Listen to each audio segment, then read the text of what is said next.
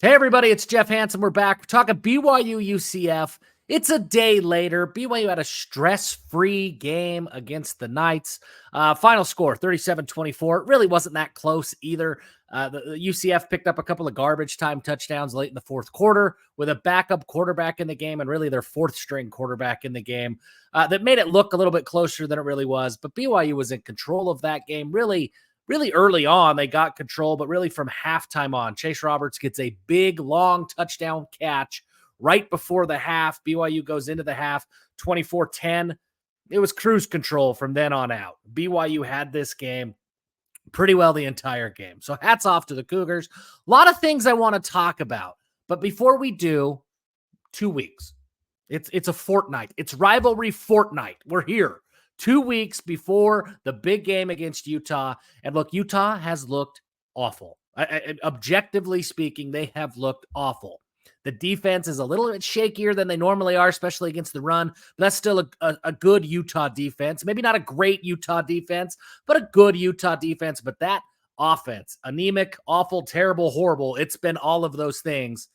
But this is the rivalry game, and BYU fans, we should know, right? Over the last 10, 12 years, didn't matter how good Utah was or how bad BYU was. We expect that game to be close, and by and large, it is. I would expect nothing different in a couple of weeks. But before we fully shift and get into Utah game mode, let's talk about this game because I got some thoughts coming out of this game against UCF. And first and foremost, to the national people out there, the national pundits, the national talk show, whatever it is, to the national analysts out there, watch BYU play. Stop looking at box scores and trying to make sense of it and come up with your conclusions of what BYU is. Stop looking at the spreads and betting lines and trying to make conclusions that, oh, Vegas has done the work. They know who BYU is. This is that spread indicates what BYU is. It isn't working. It just isn't working. BYU is for real. They came into this game as underdogs against UCF. Number 11, undefeated. They go into this game against a 3-4 UCF team as underdogs. And Kalani kind of downplayed it a little bit in his post-game press conference. But I've talked to guys, I think Connor Pay actually talked about it on Jake Hatch's show. Yeah, it pissed him off. Like, this team continues to be doubted. And it's crazy to me because BYU has continued to prove everybody wrong. Look, there's records against the spread. If we're going to use the spread as some sort of indication of what a team is and what a team isn't, we need to start looking at the record against the spread to maybe bring some doubts against to the spread, to the odds makers. BYU is 7-1 against the spread this year.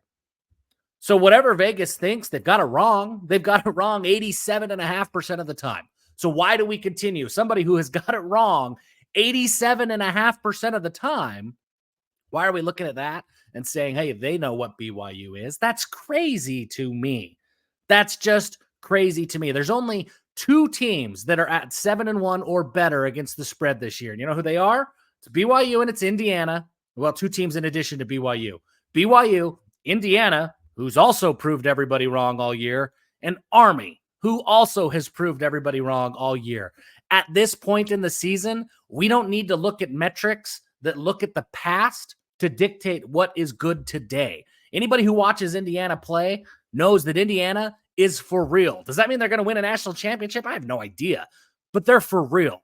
Anybody who watches Army is going, that's a very, very good Army team. They're for real. That does not mean you have to anoint them national champion today, but they are for real, and BYU is right there. Anybody who has watched BYU play, they are for real. I want to talk about that because there's some things that I think are really kind of surprising that don't get talked about a whole lot. The defense, let's start there. BYU's defense, the narrative has been that they've taken a step back and that they're a good college defense, but maybe not great. I want to just look at points per game averages of BYU's opponents, and let's compare it to how BYU did. Okay, we'll skip Southern Illinois. Sorry, Salukis, but FCS schools, that's what we do. SMU, they're averaging 39.1 points per game. BYU held them to 15. It's pretty darn good. But that's back when the defense was good, so great. Wyoming averages 18.4 points per game. That's pretty terrible offense, but BYU still held them under the average, held them to just 14. K-State, 32.8 points per game, scored just 9 against that BYU defense. Baylor, 33.1. This is the game where everybody says that the defense has started to look average. Held Baylor to just 28 points.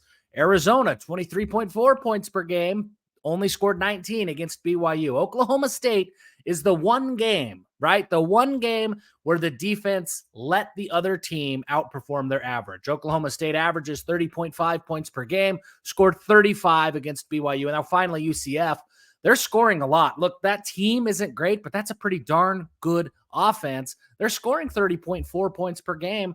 They only scored 24 against BYU. And like we mentioned, 14 of those were in garbage time late in the fourth quarter against BYU's backups.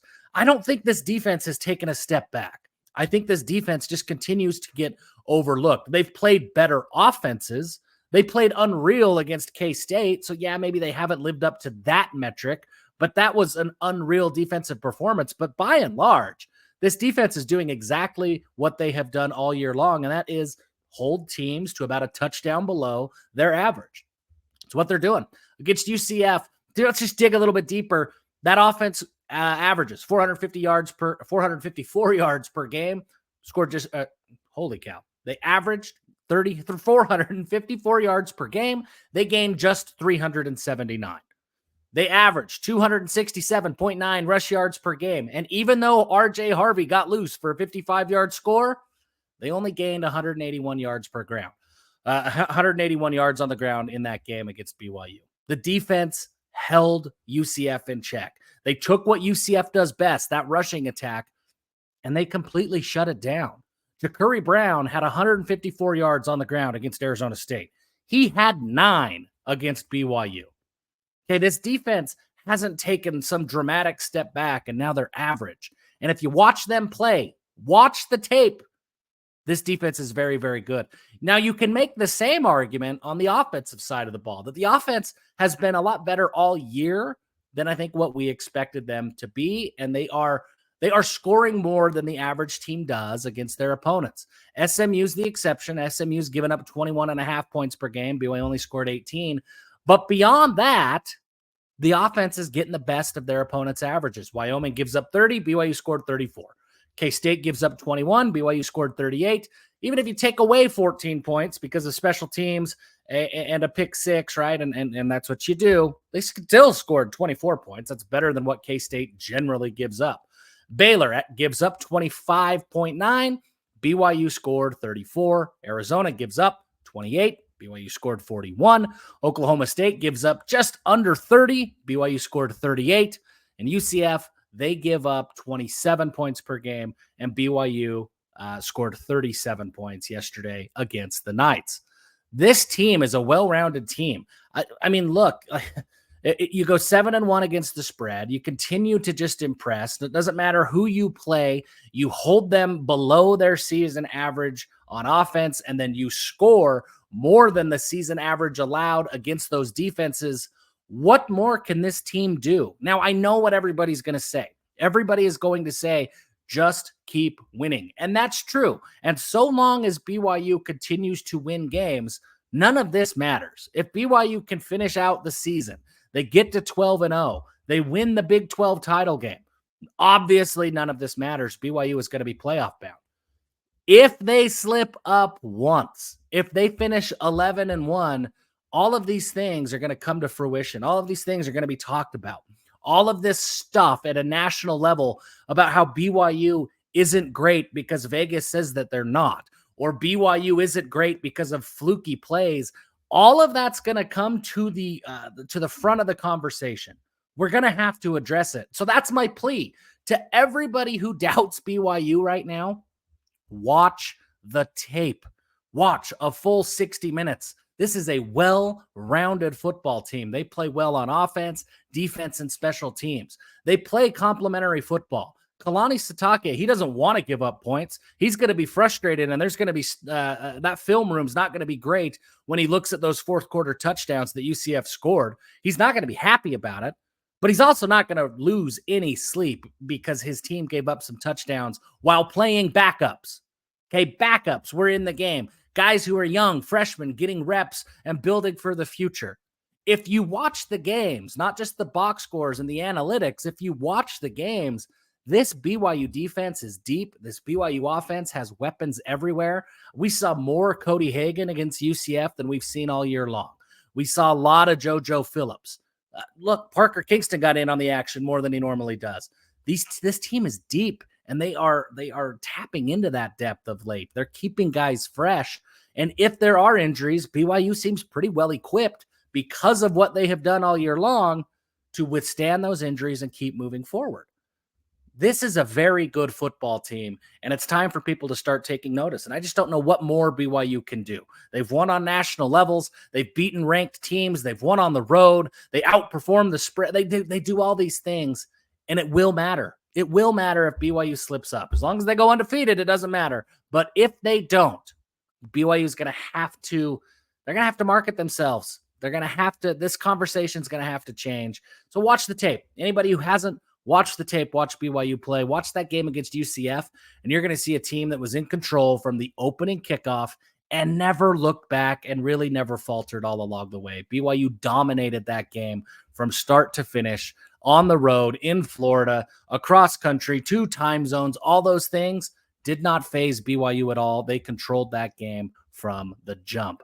I'm really excited for this rivalry fortnight that we've got for a couple of weeks. Looking into Utah, look, there's a lot of problems up there on the hill. A lot of opportunity for BYU. ESPN's FPI and most other metrics right now have BYU favored in every game the rest of the way. Things look good. Look good if you're a Cougar fan. BYU's got to execute, stay humble, stay hungry, and get it done. Appreciate you guys for tuning in. Subscribe if you haven't. And until next time, folks, give them hell. Go Cougs.